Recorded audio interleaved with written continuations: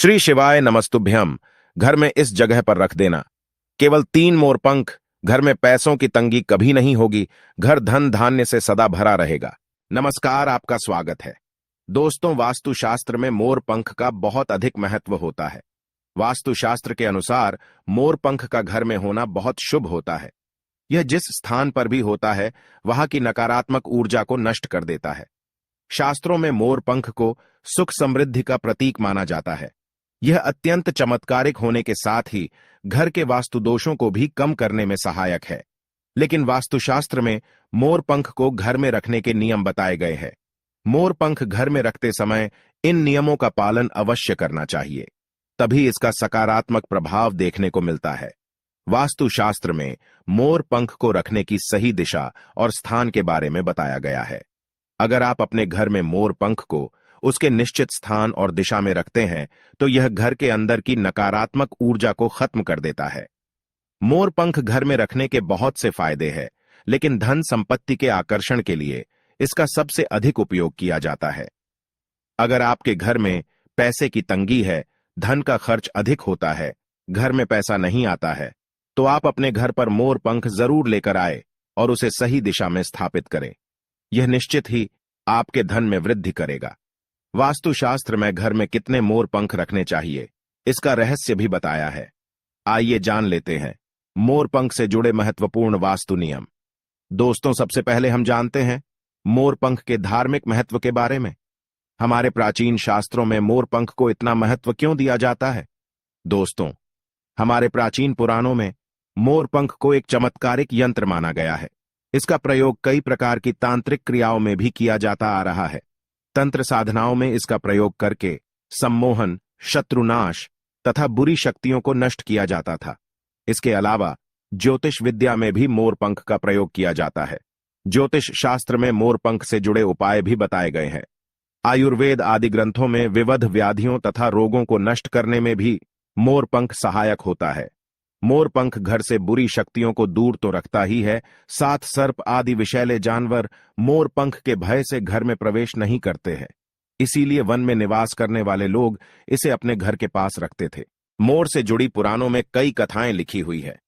पक्षी शास्त्र में मोर से जुड़ी एक कथा का वर्णन मिलता है। प्राचीन युग में संध्या नाम का एक असुर हुआ करता था।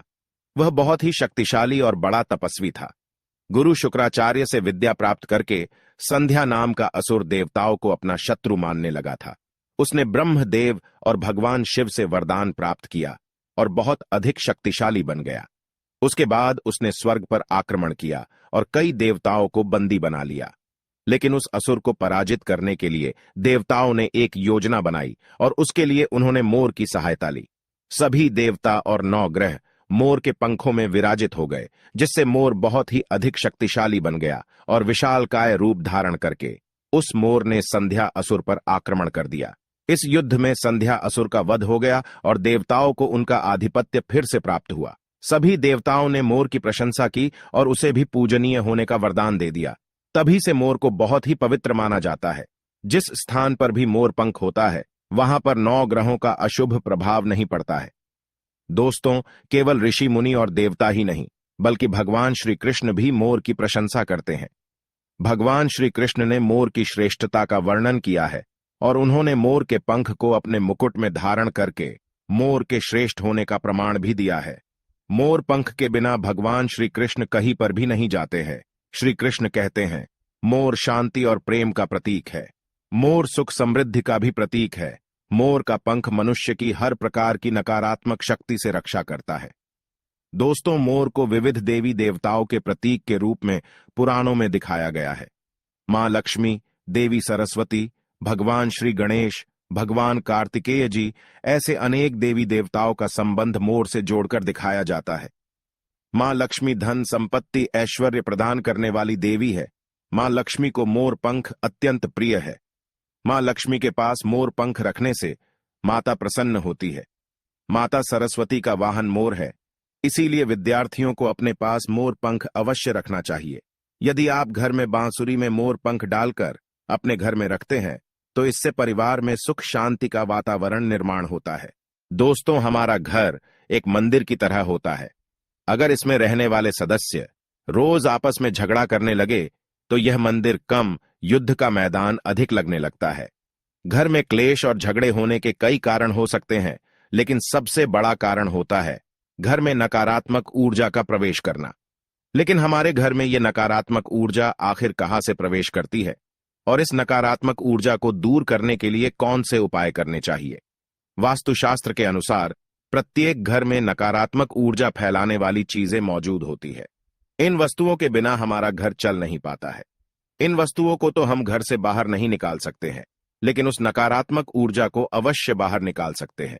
इसके लिए हमें मोर पंख का प्रयोग करना चाहिए। आप मोर पंख ले और उसे अपने घर के मुख्य द्वार के पास हवा में जोर जोर से हिलाए। इससे आपके घर के अंदर की नकारात्मक ऊर्जा आपके घर से बाहर चली जाएगी।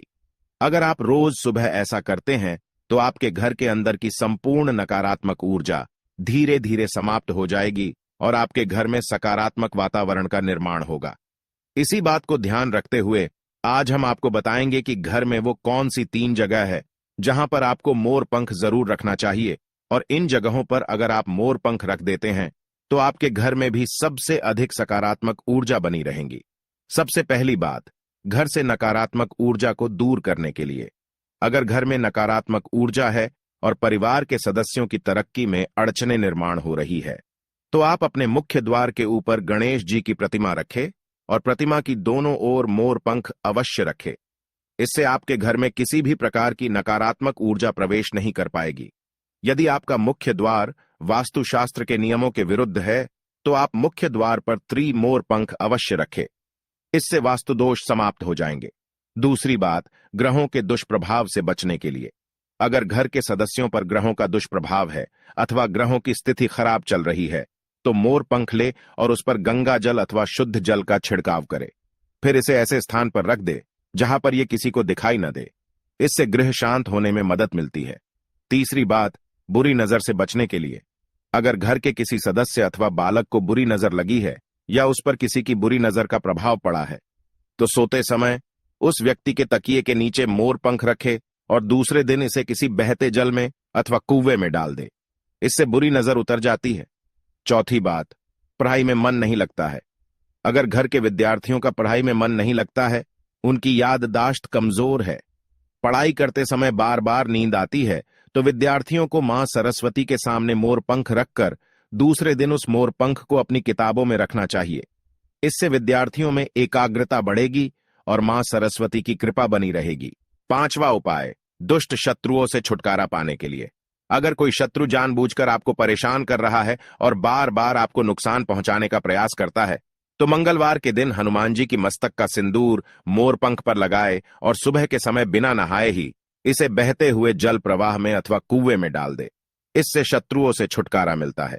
छठी बात, मन वांछित फल प्राप्ति के लिए अगर मन की कोई इच्छा अधूरी है, कई दिनों तक कोशिश करने के पश्चात भी मन वांछित फल प्राप्त नहीं होता है, कार्यों में बार बार रुकावट आ रही है, तो आप राधा कृष्ण के मंदिर में जाकर भगवान श्री कृष्ण को मोर पंख चढ़ाए अथवा घर में ही श्री कृष्ण की मूर्ति पर मोर पंख लगाए और अपनी इच्छा उनके सामने प्रकट करे।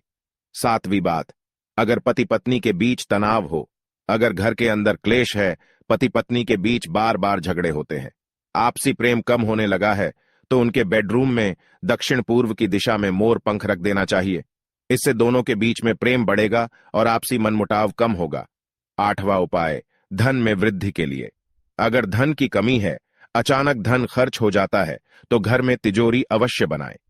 तिजोरी रखते समय ध्यान रहे तिजोरी को पश्चिम की दीवार पर सटाकर रखे और उसका मुख पूर्व दिशा की ओर हो। इससे देवराज की कृपा दृष्टि बनी रहेगी। साथ ही मां लक्ष्मी की पूजा में मोर पंख रखकर उसे तिजोरी में रखे। इससे घर में सुख समृद्धि आती है और धन की कमी महसूस नहीं होती है। यदि धन की समस्या आ रही है तो घर के आग्नेय कोण में अर्थात दक्षिण पूर्व दिशा में अपनी कमर से ऊपर कंधे की ऊंचाई पर 2 मोर पंख शुक्ल पक्ष में लगाएं। जल्दी ही धन प्राप्ति के नए अवसर प्राप्त होने लगेंगे। 9वां उपाय, आप किसी भी शुभ दिन मोर का एक पंख लेकर घर के किसी ऐसे स्थान पर रखें जहां पर आने जाने वाले लोगों की नजर सबसे ज्यादा पड़ती है। असल में मोर का पंख नकारात्मक ऊर्जा को अवशोषित करता है, इसलिए आपको इसको ऐसे स्थान पर लगाना चाहिए जहां यह सभी को नजर आए। मोर के पंख का ये उपाय न सिर्फ आपको बल्कि आपके घर के सदस्यों के जीवन में भी सुख और समृद्धि जरूर लेकर आएगा। तो दोस्तों, उम्मीद है आपको यह जानकारी अच्छी लगी होगी। वीडियो को लाइक जरूर करें और कमेंट में सच्चे दिल से जय श्री कृष्ण और जय मां लक्ष्मी अवश्य लिखे। साथ ही आप इस चैनल को सब्सक्राइब कर लीजिए ताकि आपको ऐसी ही आध्यात्मिक जानकारी प्राप्त हो। आप सभी का धन्यवाद।